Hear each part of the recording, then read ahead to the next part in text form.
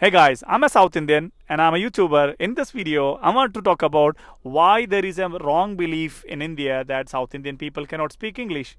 Or even if they speak English, they're gonna say that the accent is very bad. It's a South Indian accent, it's a Mallu accent, the accent is very bad, you cannot speak fluently, your pronunciation is not correct, your English is not really good, you are not considered as a upper class, especially when it comes to the communication, right? There is a very wrong belief in India. If you are from South India, if you're watching this video, or if you are from different part of the India, do you agree with this kind of belief, or do you agree to this point that people from South India cannot speak English? First of all, let me tell you an interesting point. Why we don't speak English? I'm a South Indian, as I told you. I'm from Kerala. Why we don't speak English? Because in South India, we don't need to speak English. If you want to make lakhs, or if you want to make hundreds of thousands, or if you want to make millions of rupees as a revenue, as through your job, through business, through anything, you don't need to speak English, because people are okay with their native language like Tamil, Malayalam, Kannada, Telugu, whatever it is. We are okay with that, and we can do a lot of business, and you can see many companies are running here and there without speaking English. So that means English is not necessary when you are living in South India. When it is compulsory to speak English, yeah, especially when you are moving out from South India to North India or to abroad, anywhere else, yeah, that's true, you need to speak English. But generally, I would love to talk about that. Why do we have to speak English? Let me tell you that, right? There are a few points, interesting points. Everyone used to say that, yeah, English is a global language, you can use that language wherever you travel and you can speak that one. That is not true, because recently we traveled to a country called Georgia and Kazakhstan. Georgia is a country which is located somewhere near to the Europe, nearby. I'm not gonna say it is a European country, but it is somewhere near to that actually. People look like European, white in color, brown kind of hair, and look fair. They look like European, but they don't speak English. They speak only their Georgian language. And we went to Kazakhstan. People are awesome, great, nice, but they speak Kazakh or Russian. They don't speak English. So these two countries, there was no use. I can talk in Malayalam to them, because they will speak in their native language. English is considered as a global language, but it is not applicable in all the countries. But still, yes, you can manage. You can use a translator app if you know how to speak in English to translate to their language. That is a general story. Why do you have to speak English? But I'm going to talk about someone, especially you are from India. Why do you have to speak English? Because in India, generally people are divided into different class. Let me tell you what are these classes. It's an interesting observation, guys. If I don't know whether you agree with this or not, but if you have a comment, if you do agree with this point, I want you to comment on this video. First one, if you are from some selected caste, I'm not mentioning any caste because I don't want to make this was a controversial video, but I'm saying that if you are from some selected caste, you are considered as a upper class in India. Doesn't matter you are from a poor family, you don't look good, or you don't have any education. Doesn't matter, you are from some selected caste, you are considered as a upper class. Second point, you are rich. If you are rich, you are considered as a upper class. Or if you are a celebrity like a cricket player or a film star, no one is going to ask you, are you rich, or nobody is going to ask you what is your caste. Do you have an idea what is the caste of Virat Kohli or Sachin Tendulkar or Amitabh Bachchan or even this Mukesh Ambani? We have no idea what is their caste. I'm not really pointing about the caste, but I'm saying that when you are popular, when you are a celebrity, no one is bothered about your caste or religion. But if you are an ordinary man, these factors are really important in our country. Third one, if you look so good, if you are a white person, if your skin color is white, yes, you are considered as a upper class in our country. These are quite unfortunate, but these are the real true factors. The fourth category is that someone who can speak English. That is true. This is a shocking news for all of you guys. Someone who can speak English. If you are an Indian, someone who can speak English, you are considered as a top class. You are part of that rich people, you are part of that celebrity, you are part of that upper class family. If you don't believe me that the English speaking guys are considered as upper class, you have to watch the recent movie of Ranveer and Alia Bhatt. In that movie, Alia Bhatt is from an ordinary family and Ranveer is from a rich family.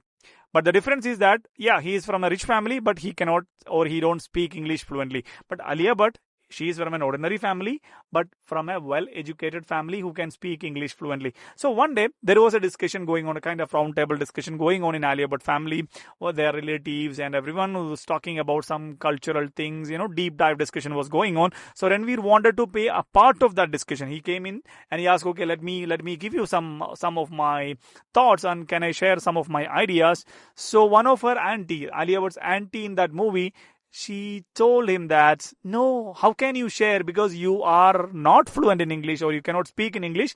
How can you share something if you don't know how to speak in English?"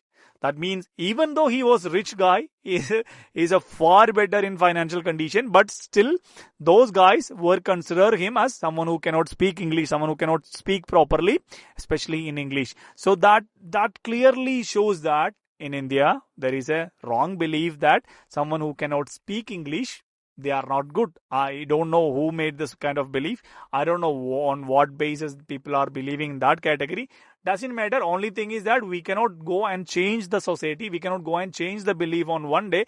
What we can do, at least you can learn some English, that if tomorrow somebody comes and someone try to bully you, you can reply back at least with a few sentences. This is my intention. This is my motivation.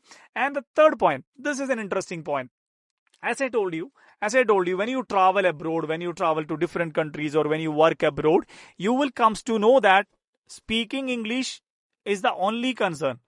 Doesn't matter that your accent is good or bad. Doesn't matter you can speak fluently or not. When you travel abroad, you will be able to understand that there are different types of English. But when you are staying in India, you are thinking that there is two types of English. One is American English and one is British English.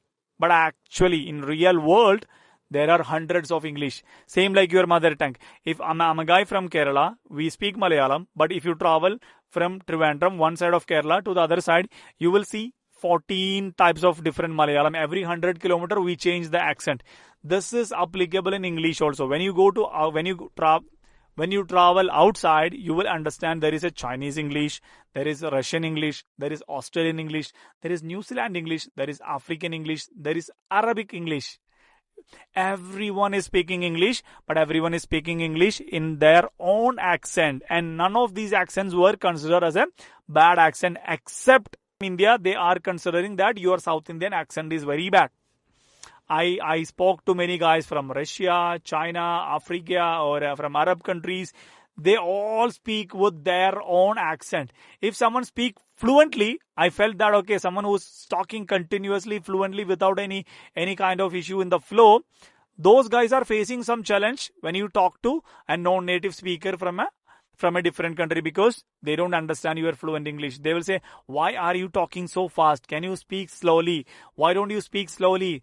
Because 95% of the people in the world, for example, if you take 100 conversation in the world in English, 95 conversation out of that 100, which is happening between non-native speaker. That means only 5% is from the native English speakers. You understand the difference? That means when you speak an English, you don't need to worry about your accent. You don't need to worry about the pronunciation. You have to worry about, is it possible for you to convey the message to the other guy? Is it possible for you to transfer the information and they understand what exactly you mean by that? If that is happening, a proper communication is done. I'll tell you one example. Someone who speak very fluently, or someone who speak a broken English, or someone who speak only little bit words.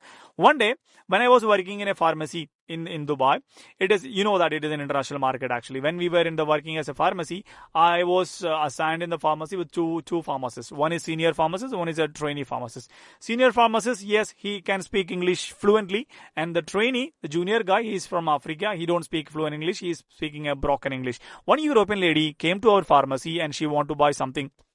She was looking for a product called Omega, and she told one of my doctor, like a friend doctor, he suggested, okay, you better take an Omega. So I came to the pharmacy to buy Omega. But when I came here, I found out that, okay, is Omega also coming like a different category, EPA, Omega DHA, different category. So which one I should go for it actually? So I assigned the senior pharmacist. I said, okay, this is a senior pharmacist. He can easily help you to find out this one. And the senior pharmacist explained everything, A to Z, everything to this European customer. And she was listening, like around 15-20 minutes discussion was done. So she came back to the cash counter to buy the Omega. She was holding two Omega EPA and Omega DHA. And she asked the junior pharmacist, the final confirmation, she asked to this junior guy, bro, I have this EPA and DHA, but can you tell me which one is good for me? I'm okay with, I understand what is Omega, what is the use of Omega, but still I'm confused. What is better for me, EPA or DHA? Even after the 20 minutes, long discussion with the guy who can speak English fluently, who explained everything properly to this customer, but she don't understand what exactly she has to take it. So the junior guy just asked simple question: your problem in the heart or your problem in the brain? Just two simple question. She said, I think my heart is okay, only my problem in my head, in my brain. Pharmacist suggested, ma'am, you should go for this one because this one is good for the brain, other one is good for the heart. She said, okay, I'll go for this one. I'll take 2 bottles of this one. The conversation is over. The sale is done. She took 2 bottles. But the senior guy, the senior pharmacist came back to me and asked, I explained everything to her, but why did she go and ask the junior pharmacist to get a confirmation? Even though he cannot speak English, he just asked brain or heart. And she agreed with that, okay, she will go with the brain. So I told the senior guy, this is called proper communication. She was confused whether I should take EPA or DHA, and her problem was in the brain because she was having too much stress or pressure or mental issues. So she want to have some kind of relief. So she was looking for something to reduce those kind of mental pressure. But your explanations were too good, but too big. And even though it was fluent English, the grammar was correct, the pronunciation was correct, your accent was excellent, but she don't understand what you said, because communication doesn't mean the fluency or accent or pronunciation. Communication means the other person can understand your thoughts, understand your explanation, even if it is a broken English or not. So you got the interesting point. You can speak a broken English, doesn't matter. You can speak a little bit English, you can speak with a mistake, you can speak with the grammar mistake. There is no issue in the world. But if you are in India, yeah, there are a lot of people you will make fun on you. They will say, no, why do you speak broken English? Why do you speak with grammar mistake? Why do you speak with the Malu accent? Why do you speak with the South Indian accent? Your English is not good. You are not good. You don't need to worry about that because the whole world is traveling in a different way. So you don't need to worry about that. My English is good. At least you learn, you speak, and you don't need to worry about what are the mistakes gonna come. You don't need to worry about any of these things. Start speaking English today. So this is a video, or this is a idea I have to share with all the guys who's afraid to speak English and who want to speak English. Guys, open your mouth, speak English. Even if there is a mistake, you don't need to worry about that. Let them make fun, let them bully you, let them do whatever they wanted to do, but you speak. You don't need to worry about anything. Okay. If you find something valuable from this video, let me know your comment. And if you like these kind of topics, again, consider subscribing. Okay. This is Shiju Thomas. Take care. Bye bye.